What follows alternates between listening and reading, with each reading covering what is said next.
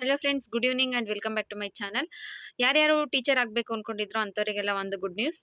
School education ಕಡೆಯಿಂದ ಒಂದು ಹೊಸ ನೋಟಿಫಿಕೇಶನ್ ಆಗಿದೆ. 2024ನೇ ಸಾಲಿನ ಶಿಕ್ಷಕರ ಅರ್ಹತಾ ಪರೀಕ್ಷೆ TETಗೆ ಆನ್ಲೈನಲ್ಲಿ ಅಪ್ಲಿಕೇಶನ್ ಸ್ಟಾರ್ಟ್ ಆಗಿದೆ. ಆನ್ಲೈನ್ ಅಪ್ಲಿಕೇಶನ್ ಹಾಕೋದಕ್ಕೆ ಇವತ್ತಿಂದ ಏಪ್ರಿಲ್ 15ನೇ ತಾರೀಕಿಂದ ಮೇ 15ನೇ ತಾರೀಕುವರೆಗೂ ಟೈಮ್ ಕೊಟ್ಟಿದ್ದಾರೆ.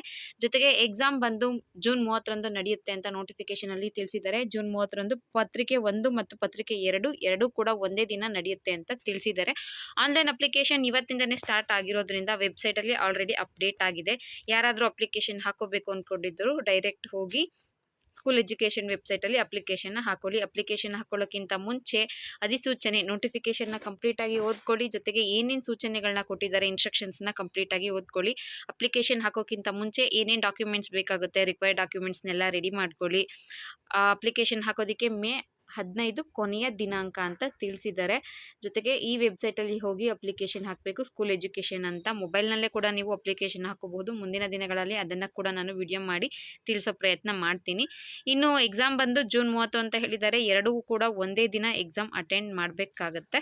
ಇದು ಟೀಚರ್ ಆಗಬೇಕು ಅಂದ್ಕೊಂಡಿರುವಂತಹ ವಿದ್ಯಾರ್ಥಿಗಳಿಗೆ ಒಂದು ಸಿಹಿ ಸುದ್ದಿನೇ ಹೌದು. TETದು ಆನ್ಲೈನ್ ಅಪ್ಲಿಕೇಶನ್ ಸ್ಟಾರ್ಟ್ ಆಗಿದೆ. ವಿಡಿಯೋ ಇಷ್ಟ ಆಗಿದ್ರೆ ಲೈಕ್ ಮಾಡಿ, ಶೇರ್ ಮಾಡಿ. Thank you for watching friends.